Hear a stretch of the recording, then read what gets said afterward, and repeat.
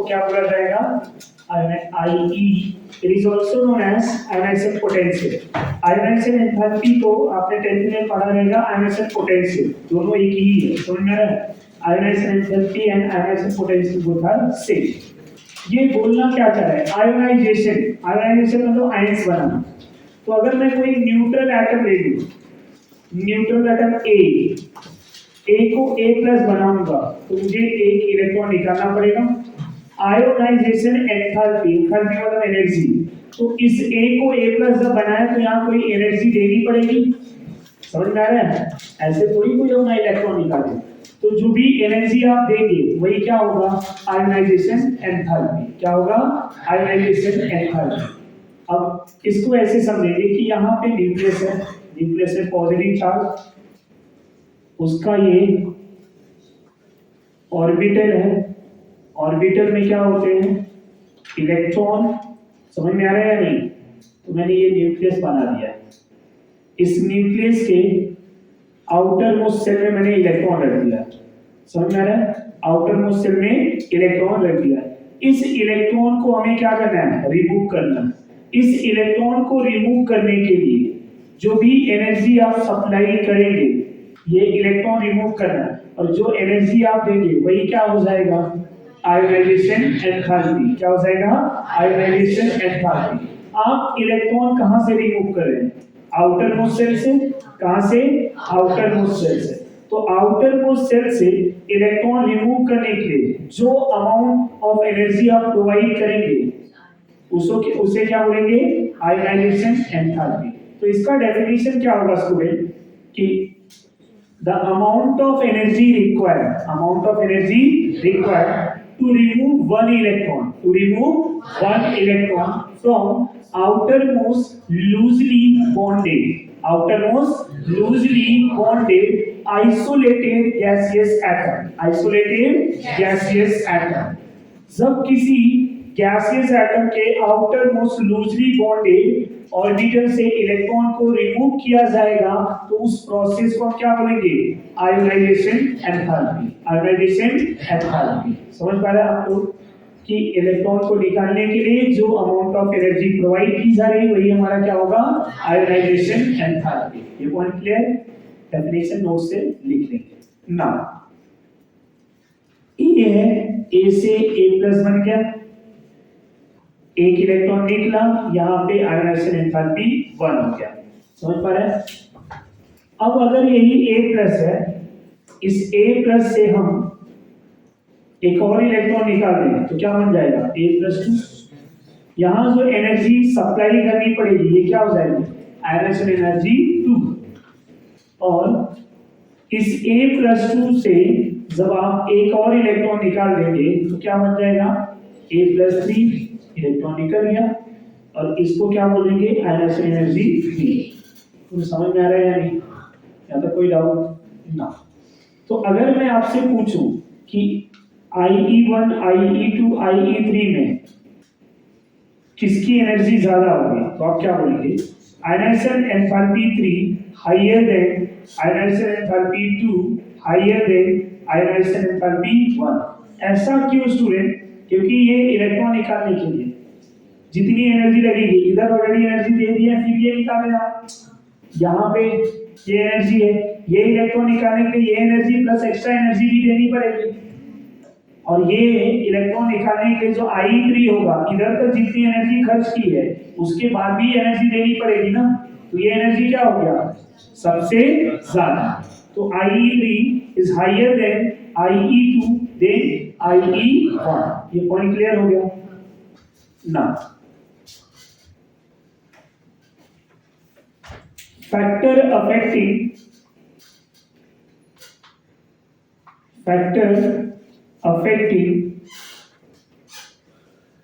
Ionisation enthalpy. कौन कौन से फैक्टर अफेक्ट करेंगे आयोनाइजेशन एंथैल्पी में? तो सबसे पहला factor Z effective nuclear charge. अब Z इफेक्टिव न्यूक्लियर चार्ज क्या करेगा हम लोग?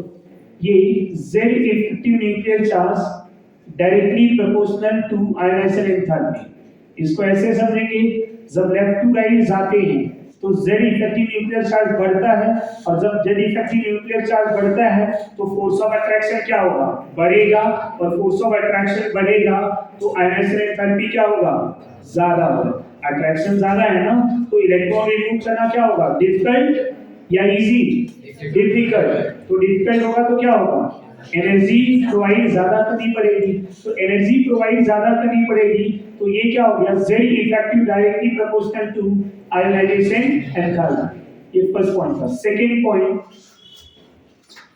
Atomic radius. Second point atomic radius, size nucleus से जैसे जैसे बढ़ता जाएगा, समझ में आ रहा है, ये यहाँ पे अगर इलेक्ट्रॉन हो और सेकंड सेल में हो, इधर थर्ड सेल, फोर्थ सेल, इस इलेक्ट्रॉन को निकालना इजी है या इसको, कौन सा इलेक्ट्रॉन आसानी से निकलेगा, ये इधर वाला, मान लिया ये नहीं है, ये थर्ड वाला आउटर है, तो थर्ड और फोर्थ में कौन आसानी से निकलेगा, फोर्थ, कंपेयर करना है। तो कहने का मतलब ये है कि जैसे जैसे साइज बढ़ता जाएगा वैसे वैसे क्या होगा, इलेक्ट्रॉन रिमूव करना इजी होगा। तो हम क्या बोल देंगे, electron atomic radius directly inversely proportional to ionisation.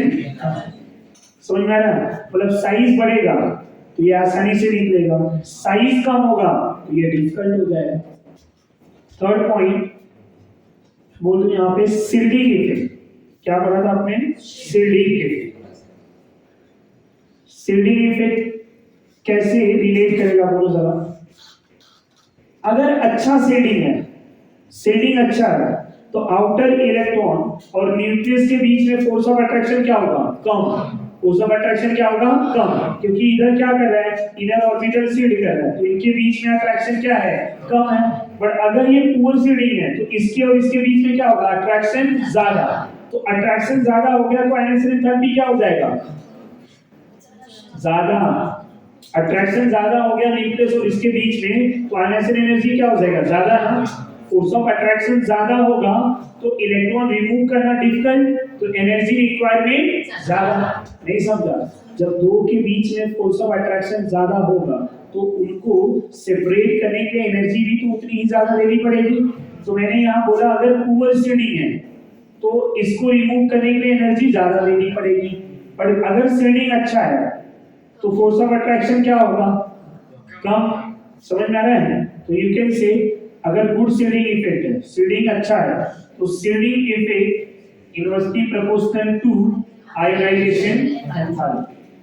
Fourth point मैं ऐसा भी बोल सकता हूँ, नंबर ऑफ सेल 1 2 3 4 n। अगर मेरा n है, n is a number of shell, n is inversely proportional to ionization enthalpy. समझ में आ रहा है, ये कहाँ पे कंपेयर करेंगे, ग्रुप में। किसी ग्रुप में जाएंगे तो नंबर ऑफ सेल बढ़ेगा, आयोनाइजेशन एंथैल्पी क्या होगा, कम ना। अब इसके एग्जांपल ले लेते हैं, समझ में आ रहा है, ये सारे फैक्टर समझ में आ गया। अभी इसमें से कोई कोई फैक्टर इन्वॉल्व होगा, सारे फैक्टर एक साथ इन्वॉल्व होंगे जरूरी नहीं है, कौन सी एग्जांपल में कौन सा फैक्टर इन्वॉल्व होगा वो हमें समझना है। तो अगर मैं टॉप टू बॉटम बात करूं, top to bottom means across the group, समझ में आ रहा है आपको। ग्रुप में हम बात करें, इनर ग्रुप क्या होता है, यहाँ पे ग्रुप 1 के एग्जांपल ले रहा हूं, lithium, sodium, potassium, rubidium, caesium. अब यहाँ पे जब मैं ऐसे इधर से इधर जा रहा हूँ तो क्या हो रहा है, नंबर ऑफ सेल, n इधर सेकेंड सेल है, थर्ड है, फोर्थ है, फिफ्थ है, सिक्स्थ है, साइज भी बढ़ रहा है, नंबर ऑफ सेल भी बढ़ रहा है। समझ में आ रहा है, तो क्या होगा, साइज बढ़ेगा तो इलेक्ट्रॉन निकालना क्या होगा, आसान।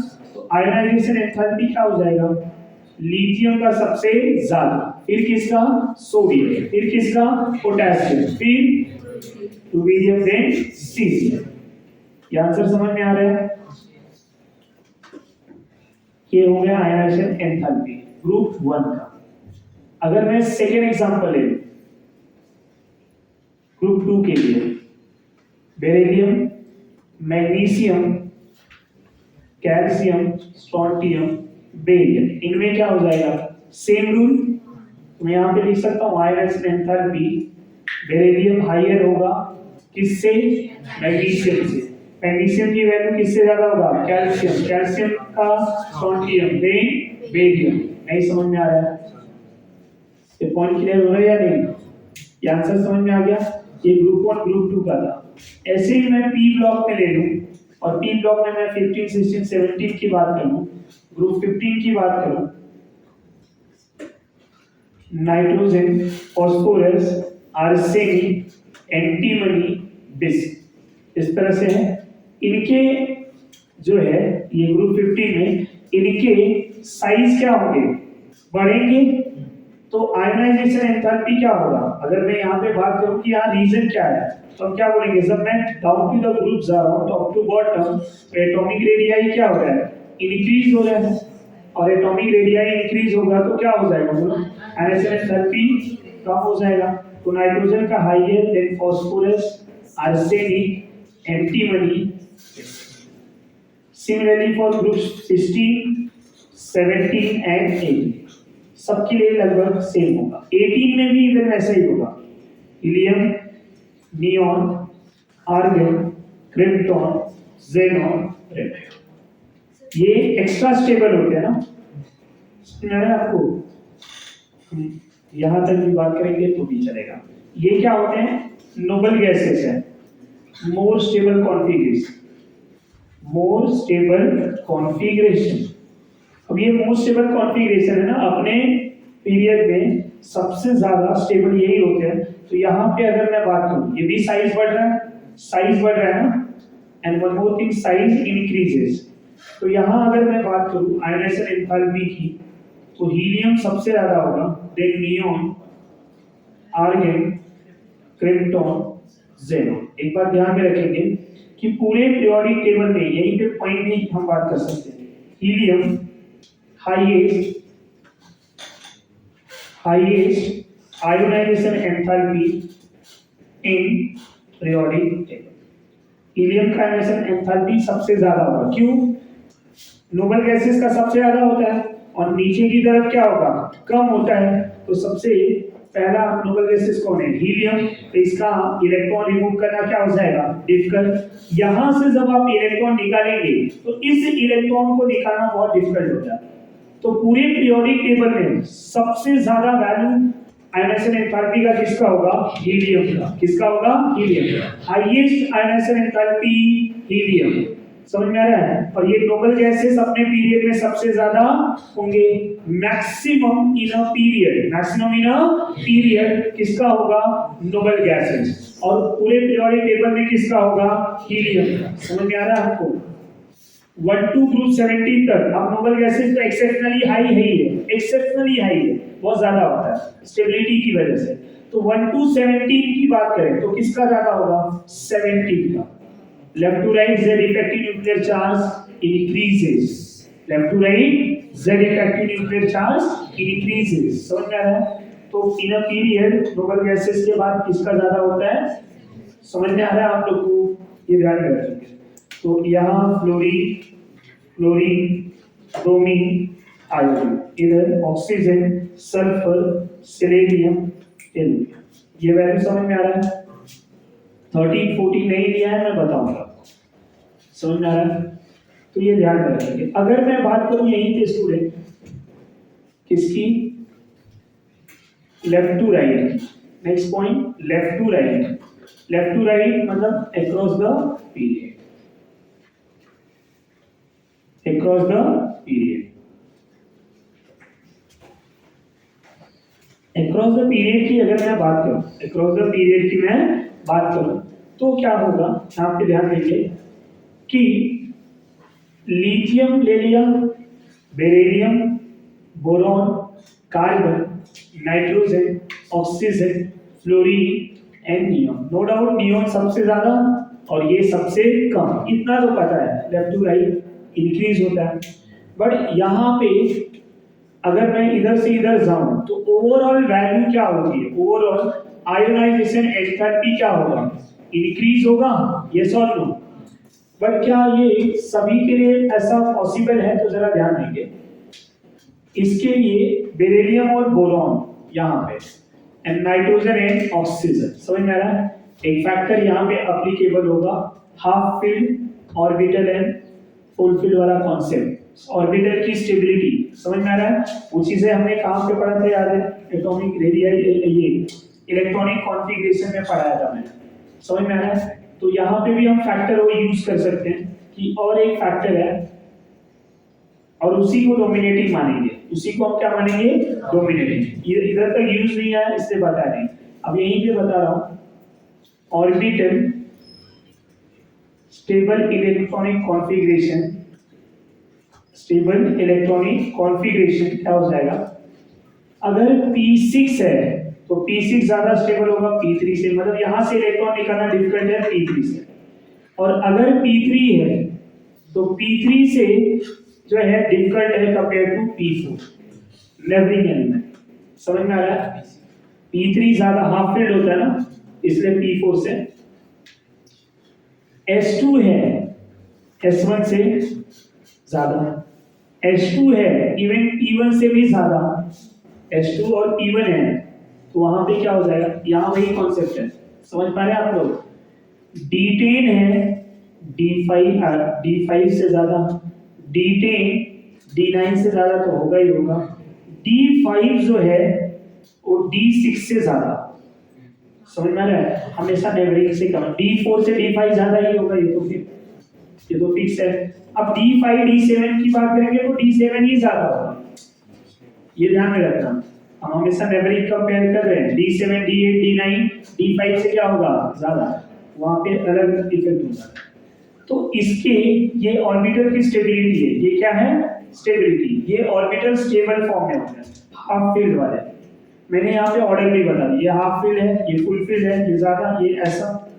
समझ में आ रहा है? फुल फील्ड ऑर्बिटल और P1 में ये ज्यादा स्टेबल होता है, D10 D5 में D10 स्टेबल होता है, D10 D9 में D10 स्टेबल होता है, D5 D6 में D5 स्टेबल होता है। तो ऐसे केसेस में क्या होगा? अब ऑर्डर क्या होना चाहिए? ऐसा इंक्रीज होना चाहिए, बट ये दोनों चेंज हो रहे हैं और ये दोनों चेंज हो रहे हैं, तो आंसर, करेक्ट आंसर क्या होगा? समझ में आ रहा है? लिथियम के बाद क्या आ जाएगा? बोरॉन के बाद बेरिलियम, कार्बन के बाद oxygen, than nitrogen, fluorine and neon. ये समझ में आ रहा है या नहीं? ये आपका आयनाइजेशन एंथैल्पी, और इसको ध्यान में रखें। समझ में आ रहा है? ऐसा क्यों हुआ ये अभी डिस्कस भी करूंगा मैं, अभी ले ध्यान। ये सेकंड सेल है, कौन सा सेल है? सेकंड। सिमिलरली थर्ड सेल ले लूं मैं, तो थर्ड सेल में क्या होगा? लिथियम के जस्ट नीचे कौन आएगा?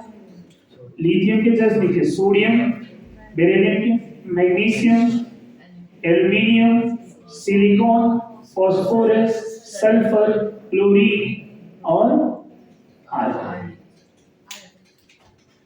मैग्नीशियम एंड एल्यूमिनियम में मैग्नीशियम ज्यादा, फास्फोरस हाफ फील्ड होता है सल्फर से ज्यादा, तो आयनाइजेशन एंथैल्पी क्या हो जाएगा? करेक्टेड वाला, सोडियम का कम, then aluminium, magnesium, silicon, sulphur, phosphorus, chlorine, argon. समझ पा रहे हैं आप लोग? तो ये दोनों करेक्टेड ऑर्डर है, ध्यान में रखेंगे। जैसे सेकेंड सेल में था वैसे थर्ड सेल में।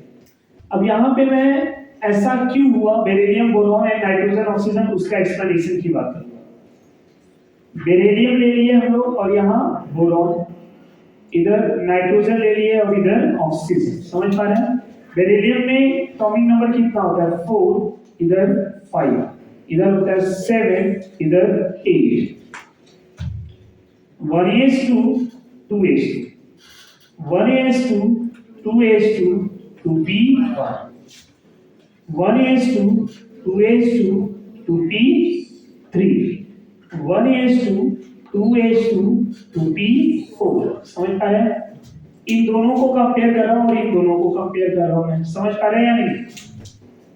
अब यहाँ 2s2 कॉन्फ़िगरेशन है, तो S तो पूरी तरह से भरा हुआ है, यहाँ S भरा है नो डाउट, और P में क्या है? एक इलेक्ट्रॉन। अब जरा ध्यान दें, 2s 2p, इलेक्ट्रॉन कहां से जाएगा? मैंने यहाँ पे डेफिनेशन में क्या बताया था? Outer most. तो इसमें आउटर मोस्ट ये है और इसका ये है। इसमें इलेक्ट्रॉन 2p से जा रहा है, यहाँ 2s से जा रहा है, तो किसका इलेक्ट्रॉन निकालना डिफिकल्ट है?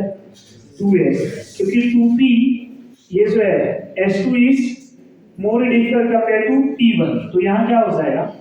IE1 beryllium is more than boron. समझ पा रहे हैं आप लोग? बट अब जब IE1 हो गया, IE1 कब होगा? एक इलेक्ट्रॉन जाने के, तो अब एक इलेक्ट्रॉन चला गया। अब मुझे बताओ आप लोग कि बेटा IE2 किसका ज्यादा होगा? दोनों से एक एक इलेक्ट्रॉन निकालना, इधर से भी इधर से भी। अब क्या बचेगा? इधर S2 बचेगा, इधर क्या बचेगा? S1। तो क्या हो जाएगा? Boron is higher than beryllium. यहाँ जो भी ऑर्डर बनाया गया है ये सब IE1 की बात हो रही है। समझ में आ रहा है? नहीं समझा? कोई कंफ्यूजन है? यहाँ मैं IE2 की ही बात करूंगा, क्योंकि ये आउटर था, ये इनर हो गया, अब ये हीलियम हो गया।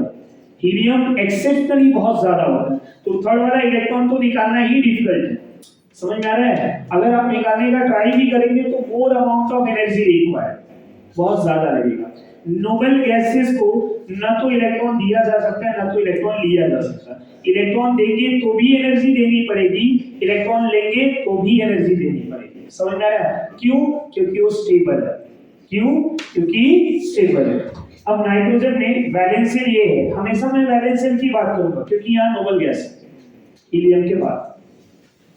अब 2s में ऐसा, ये 2p, ध्यान में रखना, ये 2s और ये 2p। मुझे बताएंगे कितने कितने इलेक्ट्रॉन है? बताओ। इधर p4 है, इधर 2 है।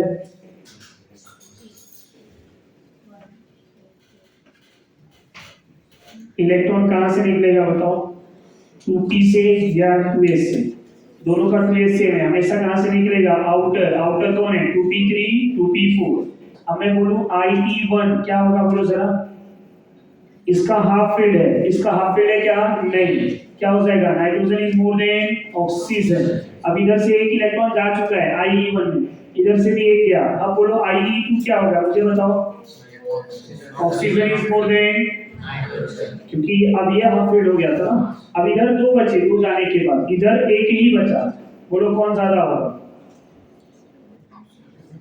अब इधर 2 इलेक्ट्रॉन और इधर एक, ना तो कोई हाफ फील्ड है ना कोई फुल फील्ड है, तो क्या हो जाएगा? Z effective nuclear charge, oxygen है नाइट्रोजन में ऑक्सीजन का ज्यादा, क्योंकि 2 इलेक्ट्रॉन है ना। नहीं समझ में आ रहा है? ये पॉइंट समझा आपको? ऐसा क्यों हो रहा है और रीजन समझ में आ गया? ये पूछा जा सकता है। नेक्स्ट पॉइंट, अब ग्रुप 13 की बात करूं मैं। ग्रुप 13 में एलिमेंट कौन आता है? Boron, aluminium, gallium, indium, thallium. अगर मैं साइज के फैक्टर की बात करूं तो साइज में नो डाउट ये दोनों इंटरचेंज हो जाते हैं। Boron, gallium, aluminium, indium, thallium, यही राइट है? ये साइज का है। तो अब साइज के अकॉर्डिंग वाला अगर फैक्टर अप्लाई करें एमिशन एंथैल्पी का, तो क्या होना चाहिए? बोलो जरा। साइन उल्टा, boron higher than gallium, aluminium, indium, thallium. समझ में आ रहा है? हम अप्लाई करके देखते हैं क्या ये करेक्ट है। Ionization enthalpy, boron, gallium, aluminium, indium, thallium, क्या ये करेक्ट है? आंसर आएगा यस बट नो। अब क्या हो गया? हमने तो कॉन्सेप्ट अप्लाई किया ही है, फिर भी रॉन्ग है। समझ में आ रहा है?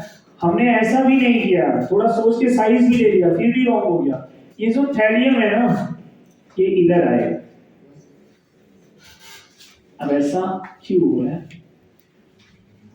Boron higher than thallium, than gallium, indium, फिर यहाँ पे एल्यूमिनियम, देन इंडियम। समझ पा रहे हैं या नहीं? ये आपका वैल्यू है और यही करेक्ट है। समझ में आ रहा है? इसको ध्यान में रखेंगे, बहुत ज्यादा ही इंपॉर्टेंट है। एक ये वाला पॉइंट, ये सारे पॉइंट समझ पा रहे हैं आप लोग? तो ये ऐसा क्यों हो गया? क्योंकि थैलियम में अगर बात करूं मैं, थैलियम में क्या आता है बोलो जरा, ग्रुप 13 के जस्ट पहले डी आता है और डी से पहले उसका 4f14 दिया है। समझ में आ रहा है, मतलब यहाँ पे डी से पुअर सीडिंग इफेक्ट है और एफ भी आता है इसमें। तो due to inner 4f orbital, inner 4f orbital which are very poor shielding effect, क्या होता है ऐसा बोलो, वेरी पुअर सीडिंग इफेक्ट। ये पॉइंट समझ में आ रहा है। तो सीडिंग इफेक्ट कम होगा तो क्या होगा, फोर्स ऑफ अट्रैक्शन ज्यादा, और इतना ज्यादा हो गया कि ये यहाँ पे आ गया। अब ये डेटा की भी बात है, यहाँ डायरेक्टली नहीं आना चाहिए, पर ये डेटा इसका ज्यादा है तो हम इसको याद कर लेंगे। समझ में आ रहा है। अब जैसे साइज में हमने क्या बात किया था कि कम होगा, इतना ज्यादा भी नहीं कि बहुत ज्यादा कम है।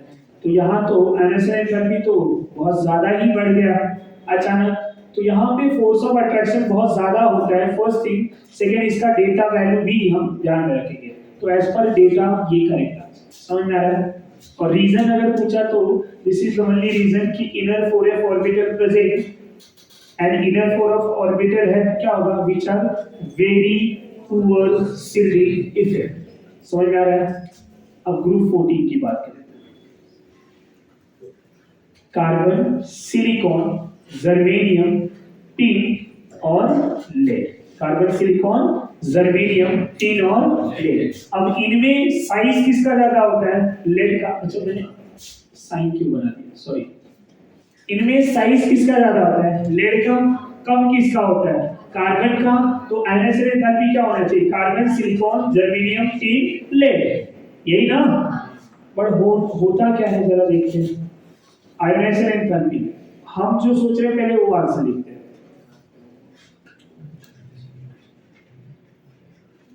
अब इसमें भी तो इनर ऑर्बिटल आएगा, इनर 4f ऑर्बिटल आया ना, वेरी पुअर सीडिंग इफेक्ट, बोले जरा।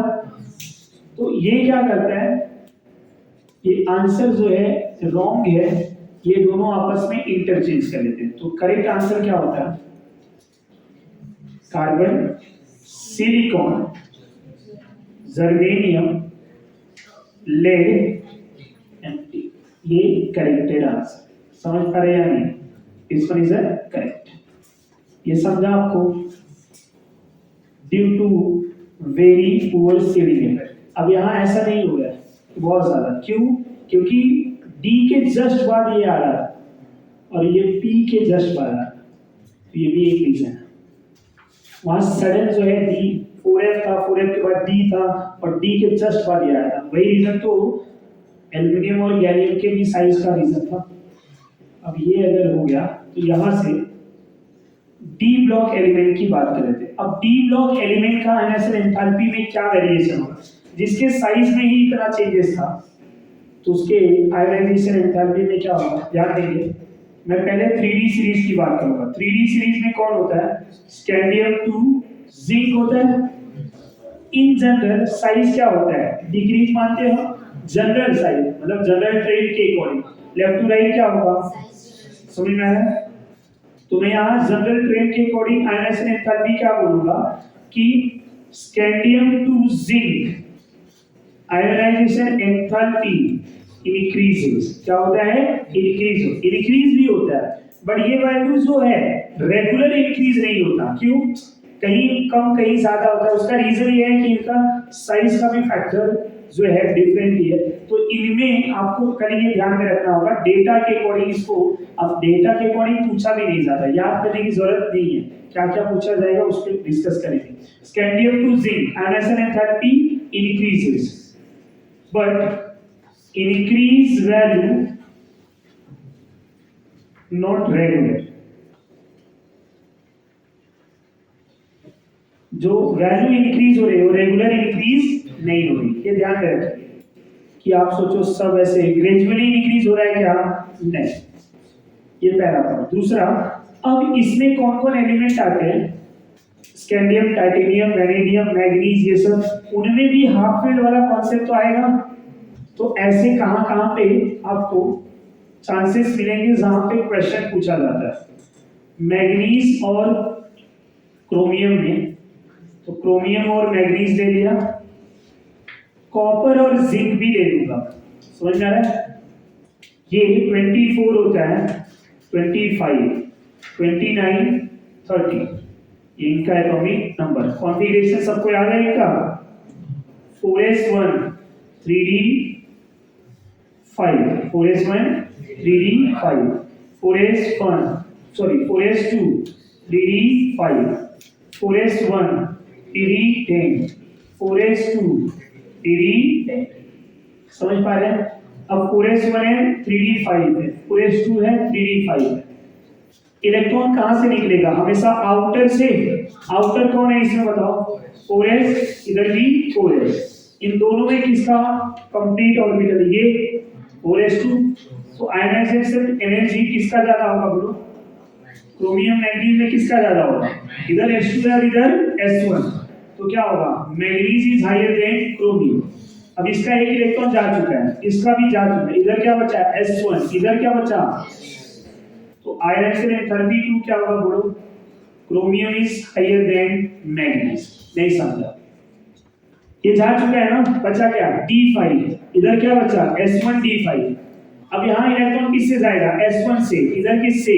d5 से। चाहिए तो इधर लिख भी लेंगे हम कि d5 जो है ना, d5 वो s1 से भी ज्यादा, अगर ऐसा मिला। समझ में आ रहा है? तो क्या हो गया ये? अब आयनाइजेशन एंथैल्पी 3 की बात करें तो क्या होगा? इधर एक इलेक्ट्रॉन गया, d4 बचा, इधर 2 जा चुके हैं, d5 बचा। क्या होगा? Manganese is more then chromium. बोलो ये समझ में आया या नहीं? इसकी बात करें, ये कॉन्फ़िगरेशन दिख रहा है आपको? आयनाइजेशन एंथैल्पी किसका ज्यादा होगा बोलो? जिंक का ज्यादा। 4s2 है 4s1 है, तो zinc is higher than copper. और आयनाइजेशन एंथैल्पी 2 की बात करें तो हाँ, अब क्या रीजन होगा बोलो? क्योंकि अब यहाँ d10 है, यहाँ s1 है, तो copper is higher than zinc. और आयनाइजेशन एंथैल्पी 3 की बात करें तो जिंक इज हायर देन। समझ में आ रहा है? नहीं समझा? इसी प्रकार अगर मैं आपको मैग्नीज और आयन दे दूं तो सॉल्व कर पाएंगे? मैग्नीज और आयन, मैग्नीज में 4s2 3d5 होता है, इधर 4s2 3d6। सवाल ये, दोनों तो कॉन्फ़िगरेशन 4s सेम है और इलेक्ट्रॉन कहां से जाएगा? 4s से। अब क्या देखेंगे? z effective nuclear charge. Configuration दोनों का ऐसे ही जाएगा ना इलेक्ट्रॉन। तो दोनों में अगर मैं आयनाइजेशन एंथैल्पी की बात करूं 1 की, कौन ज्यादा होगा? Ion is more then manganese.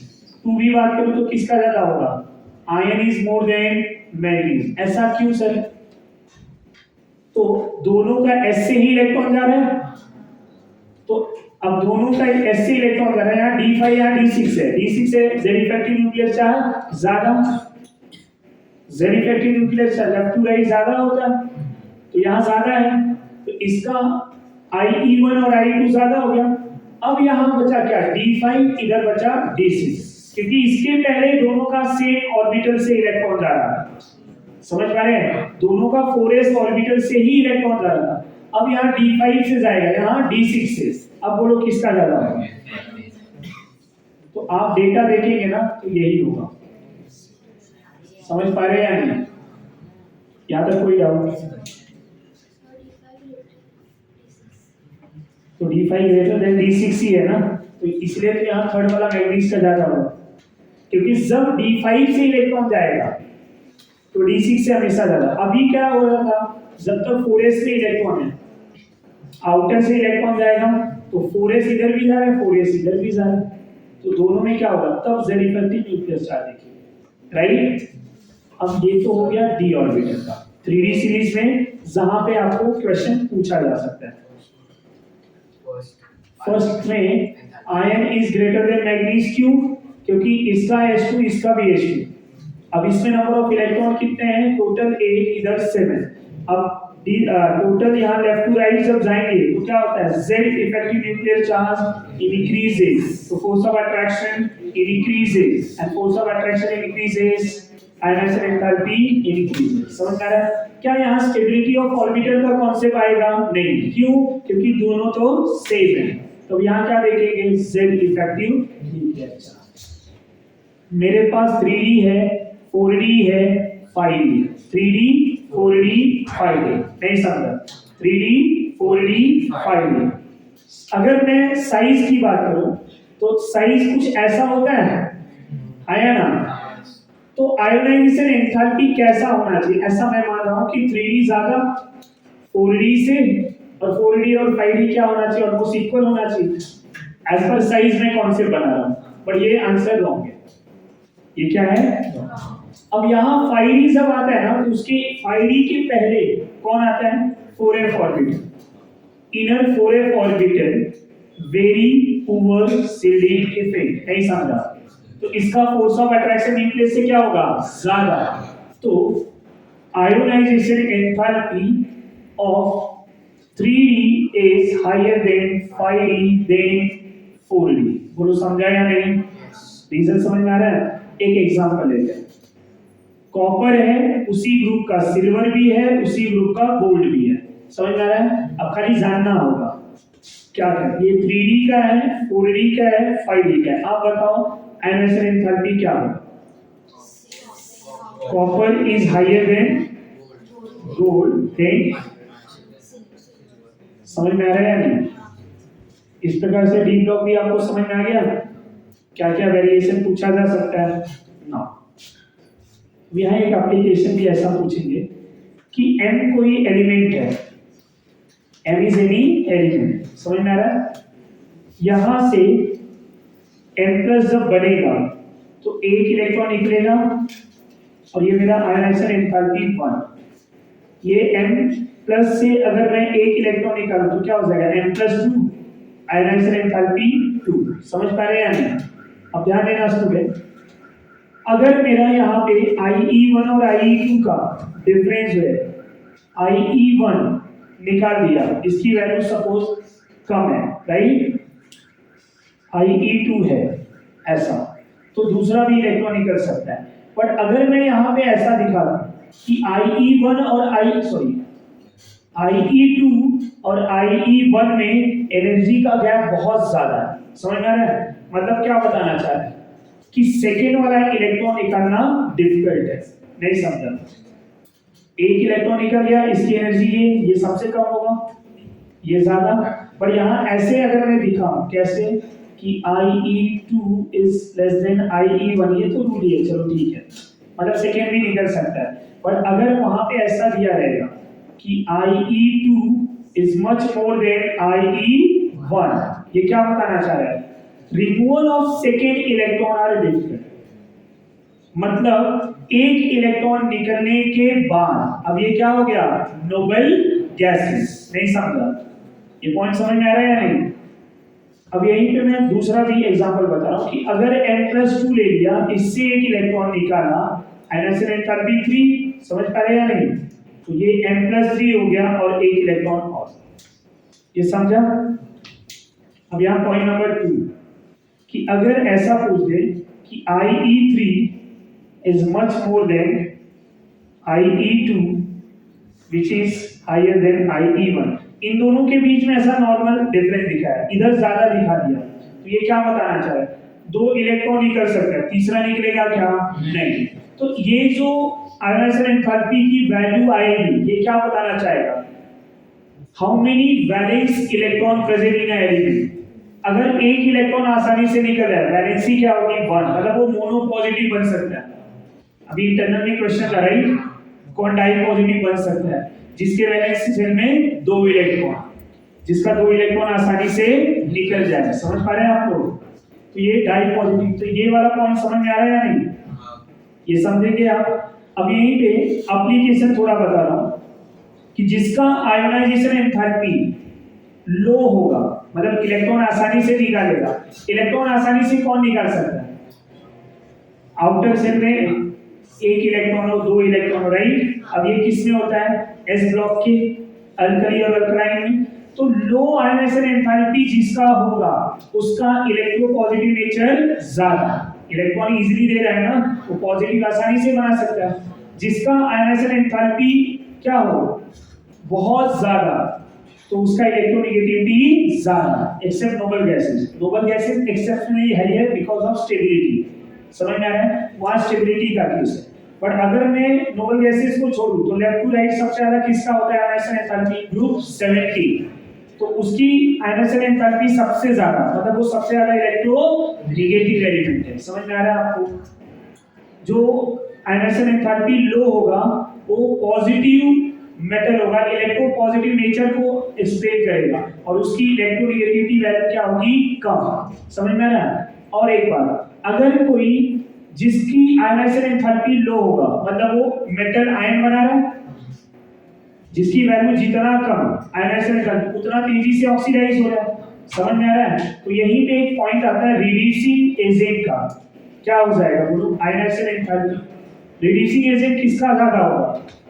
जिसका आयनाइजेशन एंथैल्पी जितना ज्यादा लो होगा। लो होगा तभी तो ऑक्सीडाइज होगा ना। बट यहां पे ध्यान देंगे, एक्सेप्ट लिथियम।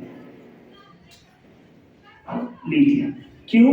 लिथियम वाले ग्रुप में मैंने रेडॉक्स में आपको क्या पढ़ाया था, याद है कि lithium is a strong reducing agent ना। अब लिथियम वाले ग्रुप में lithium, sodium, potassium, rubidium, caesium ऐसा होता है। आयनाइजेशन एंथैल्पी ऑर्डर पढ़ा हुआ है, क्या होता है बोलो? यही बता दूं मैं, आयनाइजेशन ऐसा, सॉरी, आयनाइजेशन एंथैल्पी ऑर्डर क्या होता है बोलो? ऐसा होता है आयन। तो सीजियम का कम है, मतलब ये स्ट्रॉन्ग रिड्यूसिंग एजेंट होना चाहिए, बट होता क्या है पता है? रिड्यूसिंग एजेंट नेचर लिथियम, मतलब ये खाली यहां आ जाएगा रिड्यूसिंग एजेंट में, ये खाली यहां आ जाएगा, बाकी ऑर्डर से। तो लिथियम के बाद कौन आएगा? सीजियम, रुबिडियम, रुबिडियम के बाद पोटेशियम, देन सोडियम। आप समझ पा रहे हैं?